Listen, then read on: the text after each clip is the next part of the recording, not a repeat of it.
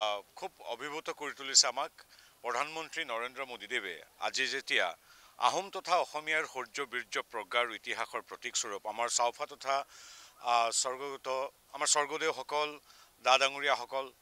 যি কেৱল আহোমৰ নহয় সমগ্ৰ অসমীয়া জাতিসত্তাৰ এক কেন্দ্ৰবিন্দু স্বৰূপ তেখেতসকলৰ মৈদামস্থলী চৰাইদেউৰ বিষয়ে ইমান সুন্দৰভাৱে যেতিয়া বিস্তৃতভাৱে প্ৰধানমন্ত্ৰীগৰাকীয়ে গৌৰৱেৰে যেতিয়া কৈছে এগৰাকী আন অসমীয়াৰ দৰে সেই কথাবিলাকে আমাক অভিভূত কৰি তুলিছে আৰু আপোনালোকে জানে যে মন কী বাত অনুষ্ঠানটো দেশ বিদেশৰ বহু লাখ কোটি মানুহে শুনে গতিকে আজি যিদৰে চৰাইদেউ নতুনকৈ বিশ্ব ঐতিহ্য ক্ষেত্ৰত সন্নিৱিষ্ট হোৱাৰ লগে লগে বিশ্বজনীনভাৱে প্ৰচাৰ প্ৰসাৰ হ'ল ঠিক সেইদৰে আমাৰ যিখিনি ভাৰতৰ আজিয়ে যিখিনি প্ৰধানমন্ত্ৰীৰ মুখত যিখিনি কথা শুনিলে আজি কেইবা কোটি মানুহেও ই আচলতে পোনপটীয়াকৈ আমাৰ চৰাইদেউৰ বিষয়ে আমাৰ অসমীয়া ইতিহাসৰ বিষয়ে সমগ্ৰ দেশবাসীক এক অনুসন্ধিৎসু কৰি তুলিলে গতিকে আমি নিশ্চিত যে এতিয়া যিদৰে বিদ্যায়তনিকভাৱে আমাৰ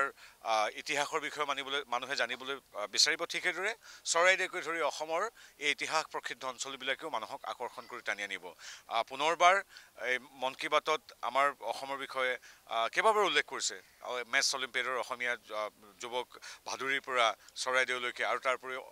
বস্ত্ৰশিল্পৰ কথা যিটোৰ সৈতে মই জড়িত গোটেই কথাখিনি অভিভূত কৰি তুলিলে আমি ধন্যবাদ জনাইছোঁ পুনৰ এই সুযোগ গ্ৰহণ কৰি পুনৰবাৰ ধন্যবাদ জনাইছোঁ আমাৰ সন্মানীয় মুখ্যমন্ত্ৰী আৰু প্ৰধানমন্ত্ৰীক এইকাৰণেই আপোনালোকে জানে যে বিশ্ব ঐতিহ্য ক্ষেত্ৰ পাবৰ বাবে এখন ৰাষ্ট্ৰই এটা প্ৰস্তাৱ আগবঢ়ায় অতি যোগ্য সুন্দৰ প্ৰস্তাৱ বহুৱাইছিল প্ৰত্যেকখন প্ৰদেশৰ পৰা হাজাৰ বছৰীয়া 1200 বছৰীয়া 1500 বছৰীয়া ঐতিহ্য ক্ষেত্ৰৰ শক্তিশালী প্ৰস্তাৱ অহা স্বত্তেও ডক্টৰ হিমন্ত বিশ্ব শৰ্মাৰ আগ্ৰহত আমাৰ দেশৰ মাননীয় প্ৰধানমন্ত্ৰী নৰেন্দ্ৰ মোদীদেৱে মাত্ৰ এখন আবেদন ভাৰতীয় আবেদন হিচাপে ৰাষ্ট্ৰৰ একমাত্ৰ আবেদন হিচাপে ইউনেস্কোলৈ প্ৰেৰণ কৰিলে আৰু সেইখনে আজিৰ তাৰিখত স্বীকৃতি হ'ল গতিকে আমি যিদৰে আমি পুলিন পুথাও চাওফা স্বৰ্গদেউসকলক স্মৰণ কৰিছোঁ ঠিক সেইদৰে এগৰাকী গৌৰৱী অসমীয়া গৌৰৱী আহোম হিচাপে ডক্টৰ হিমন্ত বিশ্ব শৰ্মা টীম আছাম সংশ্লিষ্ট বিষয়ববীয়াসকল আৰু প্ৰধানমন্ত্ৰীদেৱক